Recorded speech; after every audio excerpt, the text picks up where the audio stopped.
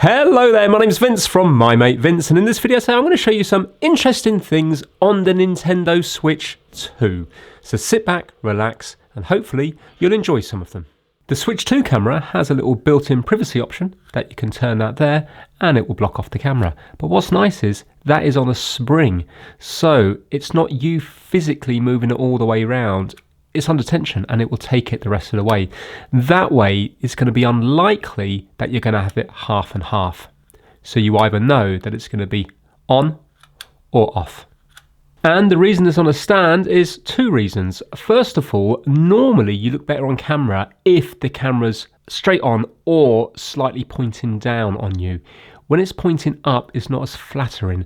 So by having it on a stand, there's more chance of having it pointing like that or even slightly down to get you in the shot. But there's another reason. It's just the right height to peep out over the dock, even when the Switch is docked. And even if you had it right behind it here, you can see that height-wise, it's just over. Now, to remove the Joy-Cons, there's a nice little button here that you just push in and they come off like that. And if you look closer, you can see what that actually does. So it's purely putting a little bit of plastic out, and that's to allow the magnetic field to weaken for you to pull it out really easy. So basically, by doing this here, you're applying about twice the amount of force here as the force you're pushing down here.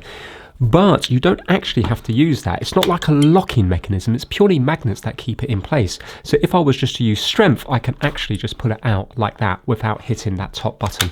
The top button just makes it incredibly easy. I don't even have to pull it out from the top. You can pull it out from the bottom if you use strength. But using this button just makes it lovely and easy to use. And they've designed it for one-handed operation. So when it's docked like this, you can simply use one hand to do it. And what's nice is they've done it where you pull it off in the same direction as the button that you press. This way it's all one motion with one hand. So it's a nice little touch. Now, some people are worried about this wobble here. This wobble is intended because if that wobble wasn't there, there'd be more chance of breaking this little connector. If we were to go right in on this connector, you will see that it actually allows movement. And that's on purpose, because imagine if that was completely rigid, then there'd be more chance of you bending this. I'm not going to use force, I don't want to break it, but there'd be more chance of you bending this and it would come off using the force because it's only magnets. So basically they've done it so it's allowed a wobble here, and if you look closely they've done a little gap just here, and that is also intentional.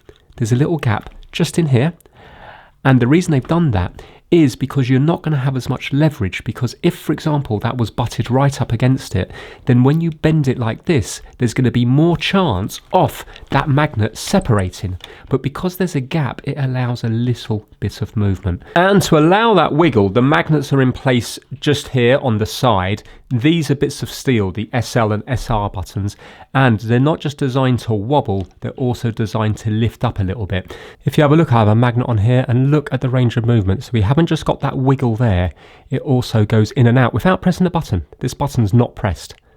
You can see the movement there, and it's the same on this one here. A lovely bit of wiggle room, and also in and out. And some people might think that this little sticker down here and on the corresponding side here, the blue one here, is because Nintendo are too cheap to put something different there. It's not the case. It's only 0.2 of a millimeter thick to allow the magnet to attach nice and strongly. If they were to put, for example, 0.5 millimeter bit of plastic there, it might weaken the magnet because this would be far further away from it, and then they would come apart too easily. So that's been designed to a certain thickness to allow the magnetic field to really pull it in, but also not come off too easy. Now, interestingly, the Joy-Con can also be used as a mouse, and they work really nicely. Left and right side will work both at the same time. So you can control it there and also here as well. Now, this little part here is the mouse sensor, and this one here. And interestingly, if you look closely, we have two things in there. We have a little IR sensor and also a little camera as well. So if I was to get my phone, you'll be able to see the IR camera. So watch this now. I'm going to cover it up, and when I let go, you'll see. There you go. So by covering it up, that activates the mouse, and you can see the IR. So the IR is there to light it up, and the camera will then detect the movement. And if I was to do the same on the other one, there you go. They've had to also use a special lens as well, because the distance will be different whether it's like this or whether you have the strap on. So now if I was to put this strap on here, you will see that the distance has now increased. So they've had to use a special lens that can account for both of them. Also, we have nice little mouse feet here, and also we have them on here and here as well, and that just allows you to slide it on the surface that you're sliding it, whether you're using the strap or just a Joy-Con itself.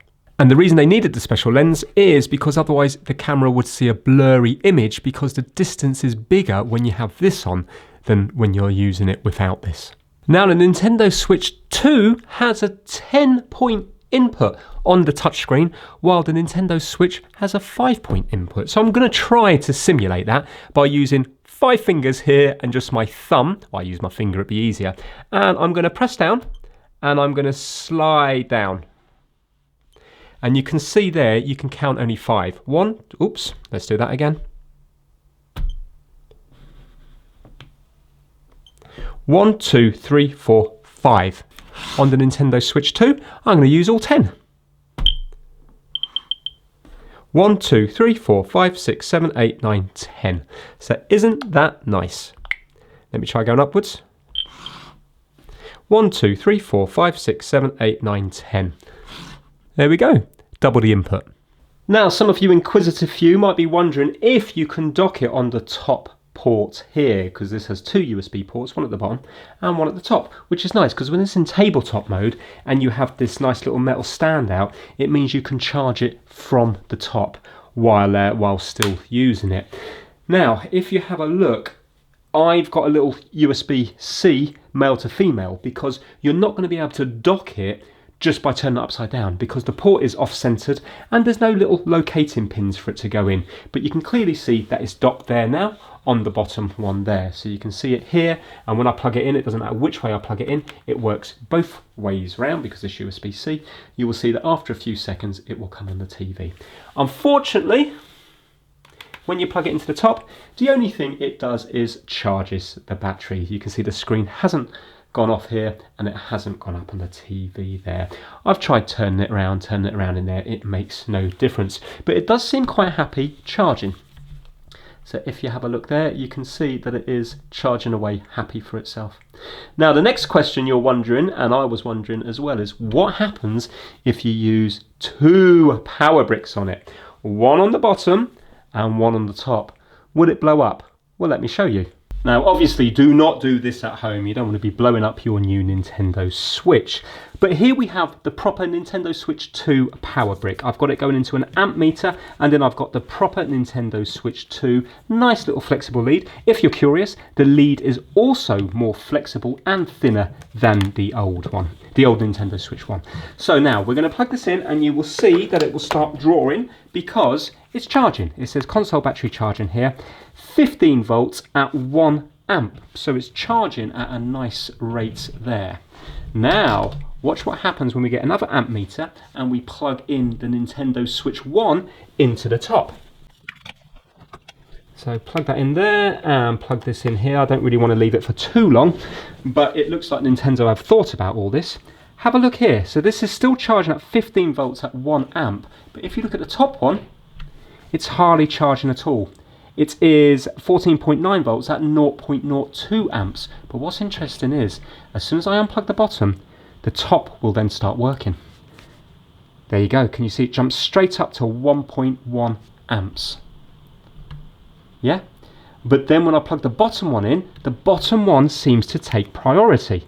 When I plug that in now, the top one's dropped down and the bottom one's kicked in. So now, let's just verify, because this bottom one is a stronger, more powerful charger. Let's swap it round and then let's just see, because as far as I know, I think the bottom one takes priority no matter what charger you're using. So this is a Nintendo Switch one in here, and you will see that it's 15 volts at 1 amps. And now let's plug the top one in. It's 15 volts, no amps. Yeah, and then if we unplug the bottom one, it will jump up to 1 amp. So can you see the bottom one always takes priority? Straight away it's dropped to 0 amps as soon as the bottom one starts charging. Really interesting. And the other thing you're going to wonder is, can you, for example, charge your phone or something from the top one? The answer is yes. So if you look at this here now, if I plug in the top one, you will see that it will start charging. So there you go. You can see it's charging. And if you're curious about what it's going to be drawing, it's charging at 5 volts at half an amp. So there you go. For those that are curious, you now know. And even if we unplug this one here, it will still be charging at 5 volts at half an amp, regardless of whether we have a charger plugged into the bottom. That, my friends, is the end of part 1, but I've already filmed part 2, which I'm going to release very shortly. You might be wondering what's in it. Well, lots of weird things like this video. For example, did you know that Switch 2 cartridges have a tiny little notch taken out just here on the plastic? So what happens if you get a Switch 1 cartridge and get a grinding pen and take out the same notch?